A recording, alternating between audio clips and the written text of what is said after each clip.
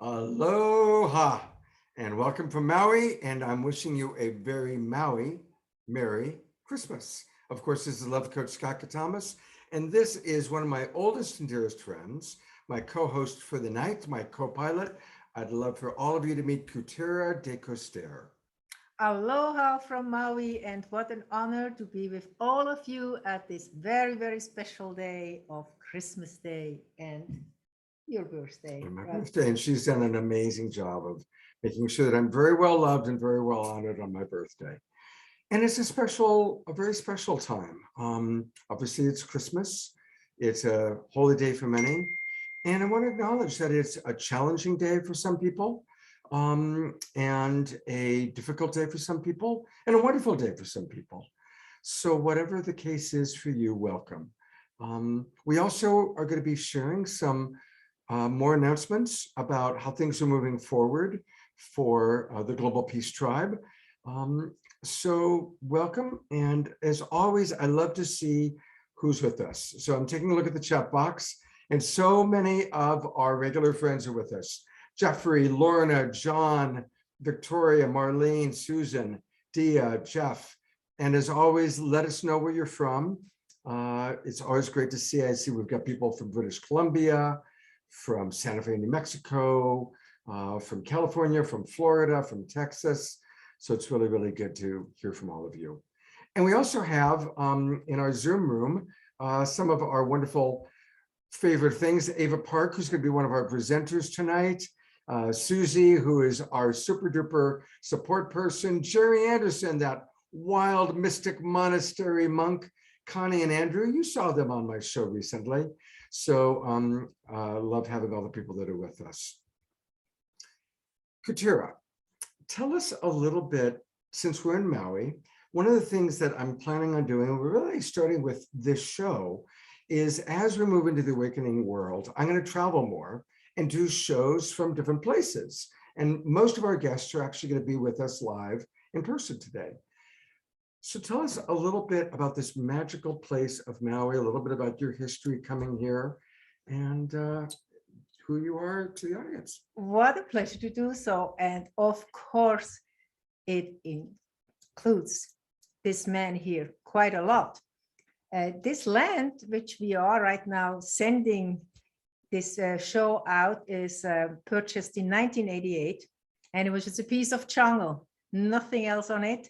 And with a labor of love and prayer and passion, we created a sustainable little paradise.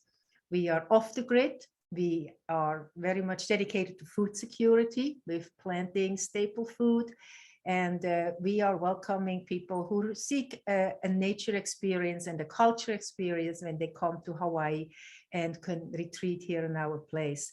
So this place here is very sacred to us. The land is sacred, and our community, and Scott is certainly part of this community here since many years, spreads out through the entire valley. And many of his beloved friends came today to celebrate him, and you probably meet them all after it. And our place here in Maui is a piece of where your place is a resting place of mature souls. Actually, that's the real title in the title document, you know, that this place is named Resting Place of Mature Souls. And so therefore, we are just a custodian to our lifetime to take care of this land and make sure we are really giving the land everything so the land can bless us back. And so welcome, if ever you come here to Maui, come visit us. And the Maui Eco Retreat is open to any of you from wherever in the world you are. And it's gorgeous. Well, actually, you know what? I'm going to actually pick up and show you around a little bit so you can see, hopefully those of you that are on bigger computers, that room building you're seeing right there is actually where I'm staying. And you can see the ocean and all this incredible land, many, many, many acres. Where further down, there's gardening. There's some of our friends that are with us. And it's literally on the tip of the ocean. And hopefully, when we start doing retreats again, we are definitely imagining doing a retreat here in Huelo. I've been coming here since 1985. That's right, I pulled out the microphone. Hopefully people, were you able to hear me? Let me know if you're able to So this is a place I've been coming since 1985. I Mhm. made a movie that Kutira was in 1988 and 89 that we shot here. So there's a long history. And I want to send all of you this very special Maui love, wherever you might be. And throughout the show tonight, you're going to hear music from her husband, the great musical artist Raphael. You're going to hear a Hawaiian chant. We're going to do meditation.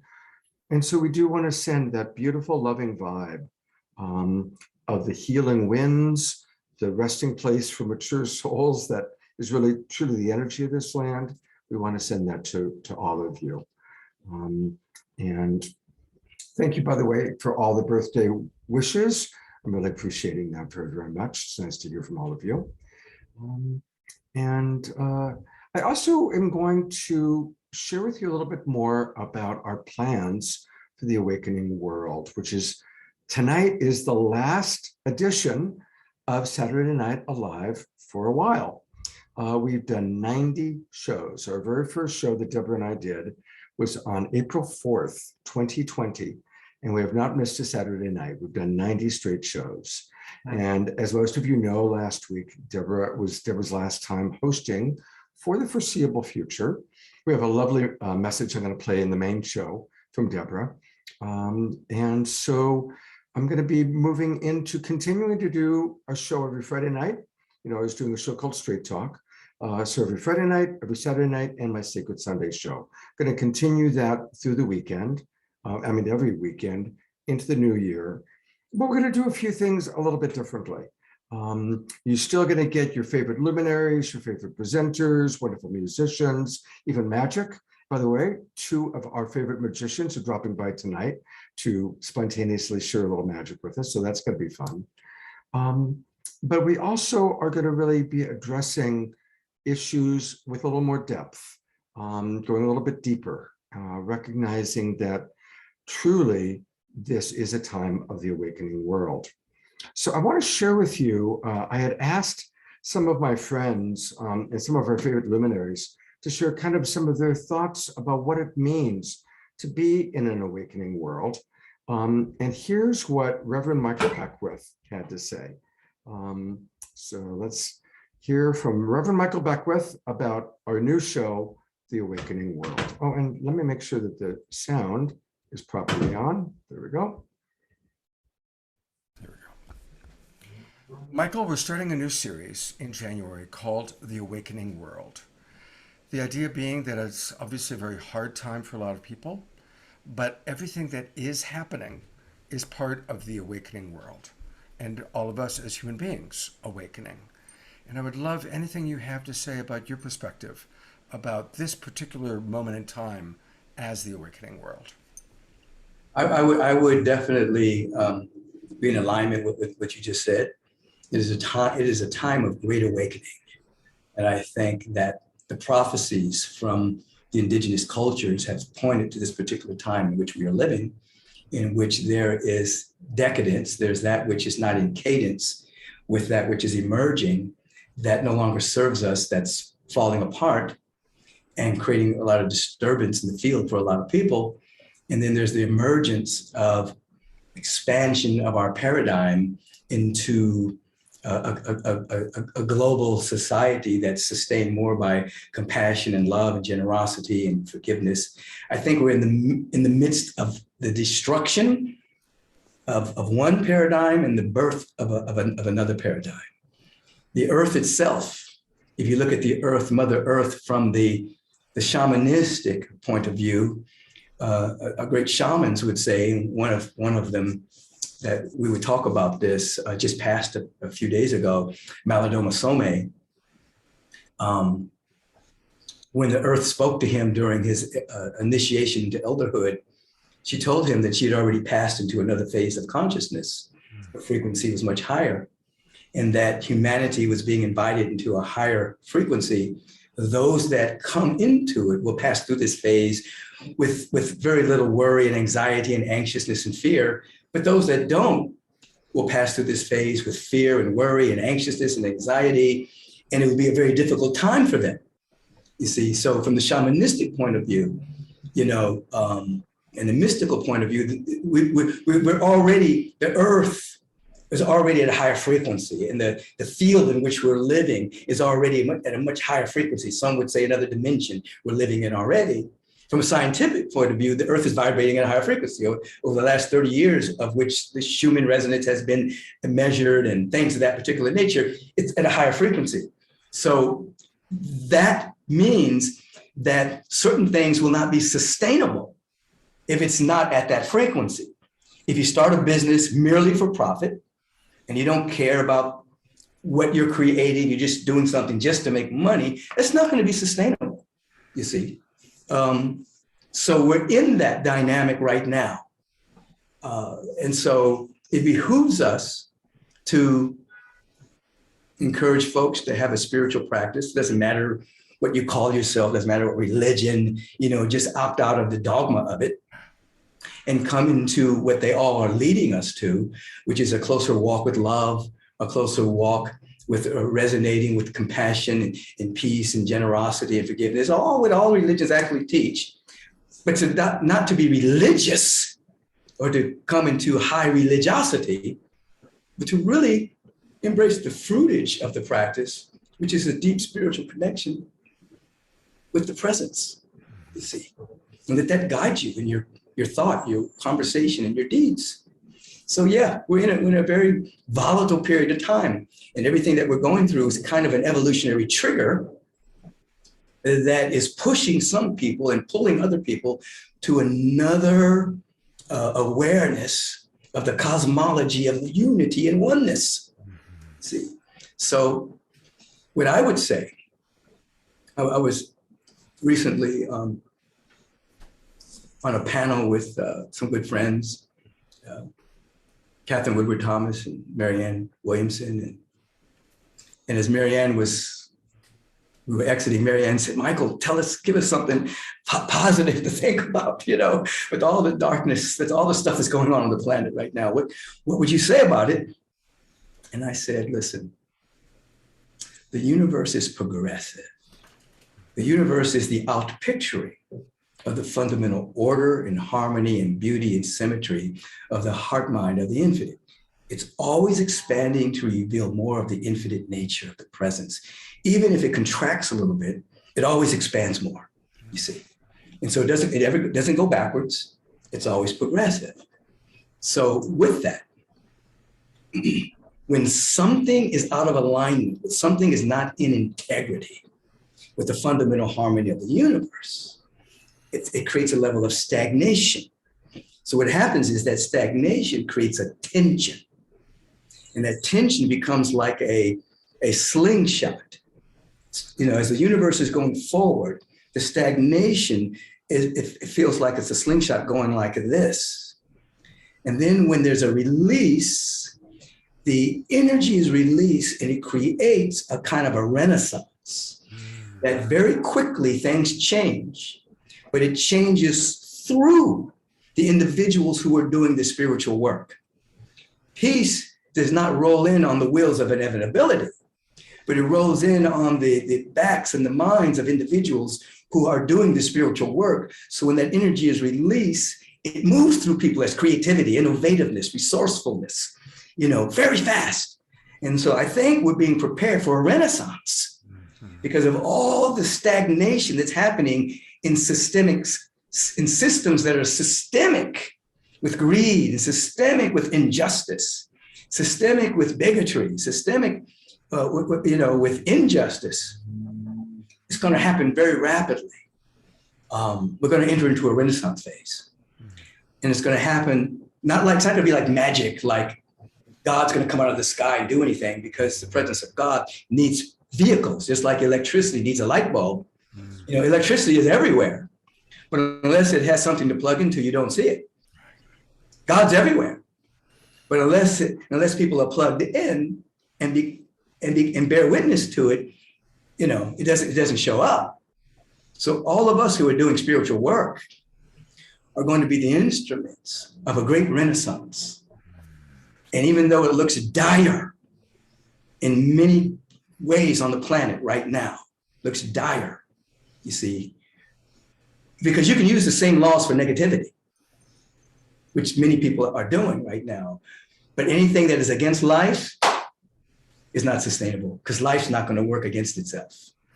Eventually, the tension is going to create a slingshot and go, shoo, and that which is not in alignment will not be sustainable. And the new things that are in alignment will grow really, really rapidly fast. And the things that people are railing against won't have any power. Beautiful. Yes, absolutely.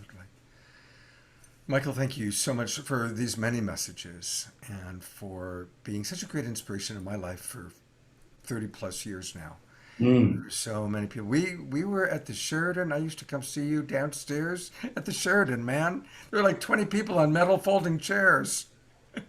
Absolutely. We started in my living room, and then we went to the Santa Monica Bay Women's Club, and then we went to the Miramar Sheridan downstairs, and then we went to the Wedgwood Room, and then we went to the Starlight Ballroom, and then we got those buildings over on Olympic, and then we went to Culver City, and now we're here at the Saban Theater in Beverly Hills. We're just in the midst of, right this moment, in November, going into December, we're celebrating our 35th anniversary. Wow. We're just celebrating 35 years of, and we've expanded more than any time in human history of our beginnings. We've expanded more during these past 2 years during the lockdown of healthy people. It's the first time in human history that there's been a lockdown on people who are healthy. It's never happened before. We're during these last couple of years. We've expanded more than any time of our existence. It's a beautiful reframe. That was another thought that I had when you told the story about how Howard Washington Thurman reframed that experience. And you were so beautiful at reframing how we see things. And that's what you just did. You just gave 2 examples of reframing and seeing it from the bigger perspective, from God's eyes, from the spiritual perspective. Yeah. So there's another place I'm imagining that he helped influence that within you, watered that seed. Absolutely. Michael, God bless you. Have a very, very happy holiday season. Absolutely. We're going to keep the holy in the holiday. Absolutely. My big joke, my birthday is Christmas Day. So my joke always is, remember the true meaning of Christmas, not the little dude in the manger, not Santa Claus, but Scott's birthday. Scott, happy appearance today, brother. Much love. God's blessings. Have a beautiful, beautiful few weeks. Look forward to our next connection. God bless you. Well, there you are, Reverend Michael Beckwith. And that was just a couple of weeks ago that we did that interview. So what stands out for you, Kutira, when you think about the awakening world and what Michael just had to share? I was always so fascinated by Michael. And I remember first time when we performed at Agape, our music, and the consciousness of the people in the audience was so different than normally where we got to play music. It was phenomenal. The awakened world is becoming more and more actually important since COVID. Because for us here, it was a big impact from 100% income to zero nothing, and being forced into almost holidays, which were not holidays, but became an awakening of what is important next of reaching out to community, to making sure we have food security. The awakened world for me is what is not sustainable will fall away and has to fall away, because that's our only path forward, to realize what is sustainability. And not just, having your own grocery bag or conserve water. Sustainability in our relationships, creating communities, living together, caring for each other, and making sure that we are in nature, in tune with nature. Nature is our vehicle into surviving, and we going towards that. And Michael speaks about the Renaissance. I'm kind of like immediately when I'm thinking about Renaissance, that's actually a great time, like the Renaissance in other centuries where like music comes up again, creativity, and I'm up for that. I'm going with it. Let's go into this Renaissance and together to help each other, support each other, and loving each other. This is my dear friend Kutira. She says it up so beautifully, doesn't she? So I want to share with you, we've got about 5 minutes left, because those of you who come into this early Zoom room show, you are our closest friends and fans and family. And so I want to share with you what we're going to be doing with the Awakening World, because I want to take what we started to the next level. You know, of course, when Deborah and I started Saturday Night Live, we thought it was just going to be for a few weeks. Nobody thought the pandemic was going to become a lifestyle, right? Feels like. Yeah. By the way, see the rainbow? Yeah, Yeah, rainbows. there's a beautiful, beautiful rainbow right now Yes. that I'm looking at. Right. The Global Peace Tribe was born out of Saturday Night Live. And I started doing the additional shows. And my friend Trish started doing the show every Thursday, the Self-Love Show. I started doing Straight Talk with Trish and my Sacred Sunday show. And it's just grown and grown and grown. And all of you have come in. And this ongoing community is growing. You know, we started really, when Deborah and I first started the show, it was pretty much just for local San Francisco Bay Area friends. Then when we started getting people like Marianne Williamson and Reverend Michael to come on, we expanded and became more of a national show. And then when Unify started to carry us, we truly became international. And now we have people from all over the world watching. And it became apparent to me that, okay, this truly is it. This is the time we've been preparing for. We're the ones we've been waiting for. And this is the time we've been preparing for. And as you've heard us talk about so many times, I love the analogy of the caterpillar into the butterfly. And as the caterpillar dies, and right now our old unsustainable world, as Kutira and Reverend Michael just spoke of, is dying because it's not sustainable. The caterpillar dies and the imaginal cells find each other and they create the butterfly. And we are the imaginal cells. Ava Park, Connie, Andrew, Mystic Abbott Cherry, Susie, Nitsi, we're all imaginal cells. Anybody who's hearing my voice right now, whether you're watching live or watching the recording, you're an imaginal cell of the new paradigm, of the new butterfly. And so the goal of calling it the Awakening World is to help us remember that's what's happening. Our planet is waking up, and we, the dominant species on the planet, must wake up because our way of being has not been holistic. It has not been sustainable. I think I don't think anybody's going to deny climate change any longer. We all recognize that that's really happening. You know, the last ice age, it was a 4-degree change in temperature that caused the last ice age. If we did absolutely everything perfect and stopped all greenhouse emissions today, we're still going to have a 2-degree change in temperature. That's not stoppable. So we're already halfway to the level of change that caused the last ice age. And I just bring this up because it's like, okay, you guys, we all have to take hands, hold together, and co-create this new reality. So with the Awakening World, I want to make it much more collaborative. So I'm inviting all of you to be more involved in co-creating what we're going to be doing. And again, we'll be doing our show every Friday night, 7:30 Pacific time, where we'll go deeper, where I'll have 1 or 2, maybe 3 guests to really talk about the topic of the weekend. Then Saturday night, we'll have a Saturday Night Alive style show, but fewer presenters and more in-depth connection. And then on Sacred Sunday, I'll always have 1 or 2 guests to kind of wrap up what we've learned, what we've explored. And every weekend, there'll be a topic. Our first weekend, Kristen Hoffman is going to be my co-host. And the topic is just, what does it mean to be part of an awakening world? Our next weekend after that, Larissa Stowe will be my co-host. We've got Matt Kahn joining us. And that's going to be all about the Weevolution, W-E-volution. What's it really mean to be part of a Weevolution? The weekend after that is Martin Luther King weekend.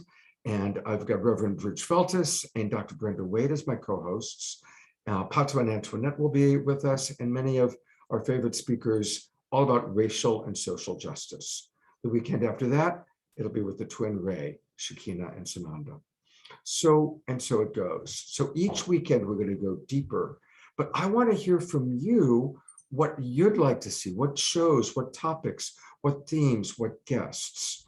I want to acknowledge that our wonderful support person, Susie, who's helping us, I'm going to put the spotlight on you for a moment, Susie, has been helping to vet volunteers, and we need super volunteers to help us out. So Susie is who, when you send a super volunteer form, this is who sees it first, and then she refers it. Hi, And thank you, Susie, for all your love and your support. You rock. Thank you. thanks so much. Also, as you've noticed, we have an after show, and the after show has evolved, and we've got a great after show happening tonight. It's going to be sponsored by Light Touch, and I see Jan is with us. Is Jan with us? Well, here is Jan Kaplan, who, of course, co-creates. Wow, I love the headdress, Jan. Jan, of course, oh, it's a beanie. It's a little beanie. Jan, of course, is one of our senior producers. She co-creates the Light Touch after shows. And Jan, since Jay's not here, do you have anything to say about the after show today? Oh, it's going to be so sweet. And of course, happy birthday, Scott. Thank you. And what a great day to celebrate you and to celebrate all of us and this amazing new awakening. So yeah, the after show is just filled with fun and beauty and magic and all good intentions, lots of light touch blessings. And we hope everybody sticks around. Stick around, and the after show will be at 8:30 Pacific time tonight. One last thought, and then I've got to get us going live on Facebook. But if you're interested in sponsoring an after show or a portion of an after show, that's a new option that you have. And we'll talk a little bit more about that during the main show. All right, it's time for us to get ready to go live on Facebook, which always takes me about a minute. So we're going to get ready to do that.